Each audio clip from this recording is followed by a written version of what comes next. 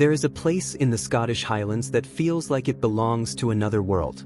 A vast, Arctic desert lifted 4,000 feet into the sky. It is the largest area of high ground in the United Kingdom, a granite wilderness of boulder fields and frozen lochs. Here, the landscape is defined by its scale and its severity. The mountains are not sharp and aggressive like the Alps. They are ancient, rounded, and immense.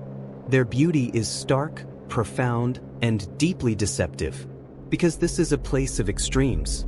The weather can turn with startling speed. Winds have been recorded here at over 170 miles per hour, the highest ever in Britain. Snow can fall in any month of the year. When a storm descends on the plateau, it can create a total whiteout in minutes, erasing the horizon, the ground, and any sense of direction. On Monday, November 22, 1971, a Royal Air Force helicopter, call sign Rescue 137, was fighting its way through this wilderness. The crew was searching for a school party from Edinburgh, missing for over 24 hours.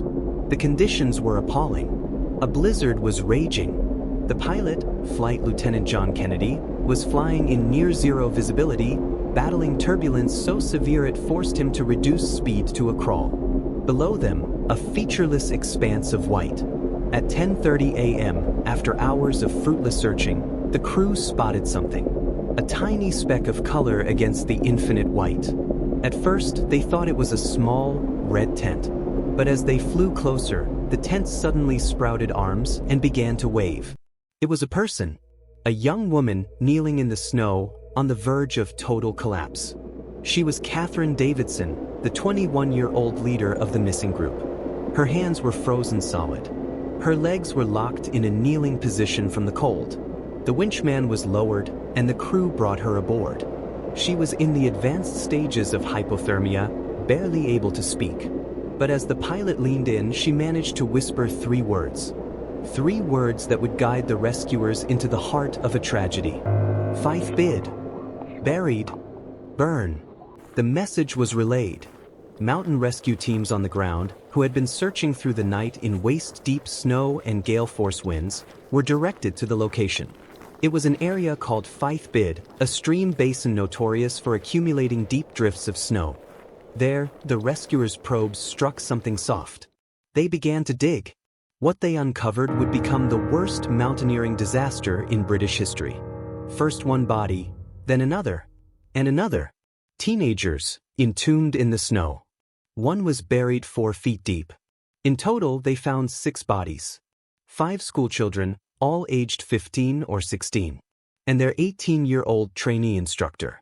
But as they uncovered the last person, a 15-year-old boy named Raymond Leslie, a rescuer saw a slight movement. He was alive. 2 survivors. 6 dead. They were just a few hundred yards from a stone shelter that could have saved them. They were on a school trip. An adventure. How did it come to this? How does a weekend of learning and exploration for a group of children end here, buried in a frozen tomb on the roof of Scotland? To understand what happened at Fife Bid, we have to go back. Back to Friday, November 19, 1971.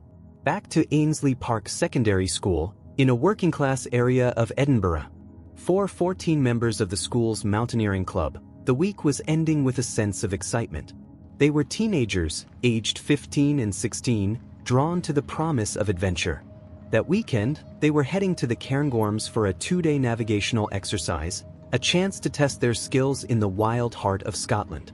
Their base of operations was the Leganlia Centre for Outdoor Education, an institution run by the Edinburgh Council. Opened just 1 year earlier, Leganlia was part of a new, progressive movement in Britain, one that championed adventure training as a way to build character in young people. It was a place built on optimism. Leading the expedition was 23-year-old Ben Beattie, the school's chief instructor in outdoor education. He was experienced and held a mountain instructor certificate. With him was his girlfriend, 20-year-old Catherine Davidson, a physical education student with some winter mountaineering experience in the Cairngorms. And joining them was 18-year-old Sheila Sunderland, a volunteer trainee instructor on her very first visit to the Cairngorms. The plan was ambitious. Extraordinarily so. The group would ascend to the high plateau, cross from Cairngorm to Ben Macdui, the second highest peak in Britain, and descend into a deep valley called the Lyrigru to spend the night at the remote Cairngorm. The next day, they would split, with one group tackling more high peaks on the return journey. It was a route that would challenge seasoned mountaineers. The plan included a contingency. In case of emergency, they were to head for the Cairngorm, a rudimentary stone shelter high on the plateau. It was a tiny outpost of safety in a vast wilderness. But the existence of this shelter would prove to be a fatal variable in a complex equation of risk. The leaders knew the weather forecast was poor. It predicted a significant deterioration. Yet the plan remained unchanged. This was the first link in a chain of decisions that would lead to disaster. On Saturday morning, the group left Leganlia late, not setting off from the ski park until almost 11 a.m. This left them with less than 5 hours of daylight to reach their destination. To save time, they took the chairlift up to the plateau, a decision that immediately committed them to the high, exposed ground. At the top, Ben Beatty made the most fateful decision of all. He split the party. He would lead a group of 8, the stronger, more experienced students, on the planned route. Catherine Davidson, assisted by the novice Sheila Sunderland, would lead the remaining 6, the weaker party. The two groups waved goodbye and set off. They were now 2 separate entities, facing 2 separate sets of risks. One group was well matched to its leader. The other, tragically, was not.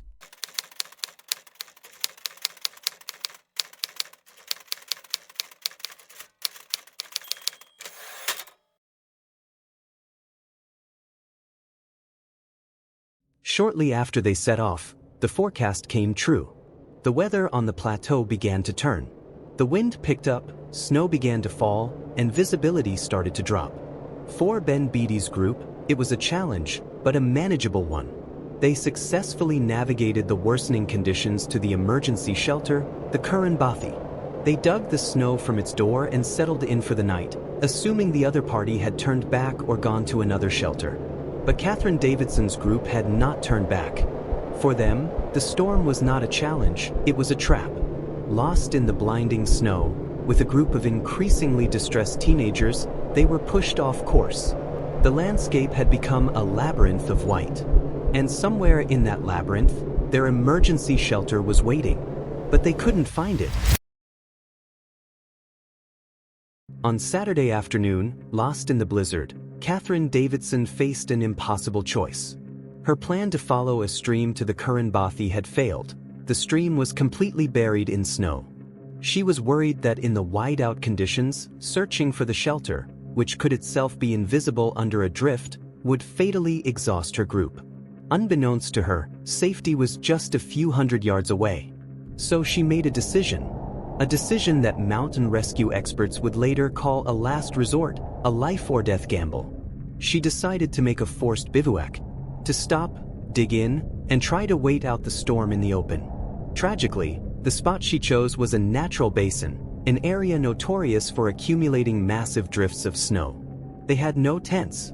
They built a small snow wall for shelter and huddled together in their sleeping bags and waterproof bivouac sacks. To begin with, they tried to keep their spirits up.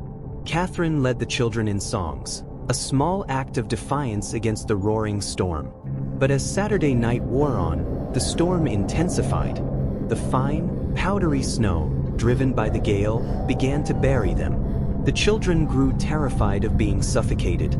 Catherine, having lost her own mitts, frantically tried to dig them out as the drifts piled higher. At first light on Sunday, the situation was desperate. One boy was completely buried, though still alive. Catherine and one of the stronger boys, William Kerr, made an attempt to go for help. They fought their way just 25 yards through thigh-deep snow before the wind and exhaustion drove them back. They were trapped. All they could do was wait. On Sunday night, a second night in the open, came the most heartbreaking moment of the ordeal. In the distance, they saw the faint glow of flares. A search party was out there looking for them. They screamed for help, but their cries were swallowed by the 100-mile-per-hour winds. Their own mini flares, their only way of signaling back, were lost in the snow. The lights of the rescuers moved on and faded into the darkness. The hope was gone. That second night proved fatal. As their core body temperatures continued to drop, the insidious medical reality of severe hypothermia set in. It is not a gentle slide into sleep. It brings confusion, delirium, and hallucinations. Cruelly, in its final stages, it can trick the mind into feeling intensely hot, causing victims to remove their clothing and sleeping bags, hastening their own deaths. During that long, dark night, one by one, the children and their young instructor began to succumb to the cold. On Monday morning, Catherine Davidson made one last, desperate attempt to find help. She began to crawl away from the site, leaving behind a scene of unimaginable tragedy. It was then that her bright orange jacket was spotted from the air. The rescue teams who reached the site faced a horrific task. John Duff, the leader of the Braemar Mountain Rescue Team, was one of the first on the scene. He and his men began the grim process of recovering the bodies. I spent my life picking up bodies out of the mountains, but with children it's different. They were such needless deaths. It was such a terrible, terrible waste of young lives. As they cleared the last of the snow, they found 15-year-old Raymond Leslie. He was unconscious, but he was breathing. RAF rescuer Marty Rowe remembered the moment. "We started to dig away the layers of snow. As we were digging, we saw a slight movement of his limbs and thought, this guy's alive." Raymond had been buried in a slight ditch, which had likely created an air pocket and insulated him, saving his life.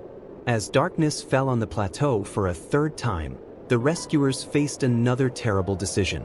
The conditions were too dangerous to carry the bodies of the deceased off the mountain. John Duff made the call to leave them in situ overnight. His team moved them to a small rise, covered them as best they could, marked the site with probes, and made their way back off the hill. The ordeal on the mountain was over. But the questions were just beginning. The news from Fife Bid sent a shockwave across Britain. The story was on the front page of every newspaper, the lead item on every broadcast. A nation struggled to comprehend how a school adventure could end in such profound tragedy. Back in Edinburgh, parents huddled together at the school, waiting for news that they already feared. One father, Bill Dudgeon, whose 15-year-old daughter Diane was among the dead, would later say he never knew the true nature of the trip. "We didn't know the plan was to spend a weekend on a hilltop in the middle of winter." For the families, the pain would never leave. He said simply, "It's always just there." In February 1972, a fatal accident inquiry was convened to find out what went wrong. It was not a trial. Its purpose was not to assign blame, but to establish the facts and make recommendations to prevent a future tragedy. The inquiry would expose a series of systemic failures that went far beyond the decisions of one or two individuals on a mountainside. The inquiry's verdict was formal and cautious. It did not find any single person at fault for the deaths, but its recommendations painted a damning picture. It found that parental consent forms had been inadequate, failing to mention that the trip involved winter mountaineering. It recommended that expeditions be led only by fully qualified instructors, with proper regard for weather and local conditions. Perhaps the most shocking revelation concerned the state of outdoor education itself. At the time of the disaster, while thousands of general mountain leadership certificates had been issued across the UK, only around 50 people in the entire country held the Advanced Winter Certificate. The system was promoting the spirit of adventure without the qualified leaders to ensure it could be done safely. The inquiry's most controversial legacy centered on the emergency shelters themselves. The jury concluded that the very existence of the Cairngorm Plateau had been a contributing factor. It had acted as a magnet, a target that may have encouraged the inexperienced party to push on into danger rather than turning back. The conclusion sparked what became known as the Bothy War. Experienced mountaineers argued the shelters saved lives. Officials argued they created a false sense of security. In the end, the officials won. In 1975, the Cairngorm Plateau, along with the Street Valerie shelter, was deliberately dismantled and removed from the mountain. The stones that had offered a promise of safety were scattered. But the disaster's true echo is not found in what was taken away, but in what was built in its place. The tragedy was a catalyst for a complete overhaul of safety in the British mountains. It led directly to the robust, professionalized systems of training and certification that exist today through organizations like Mountain Training Scotland. The lessons learned from Fife Bid were paid for at the highest possible price. They have been woven into the fabric of outdoor education, ensuring that the spirit of adventure is now guided by a culture of safety, knowledge, and respect for the unforgiving power of the mountains.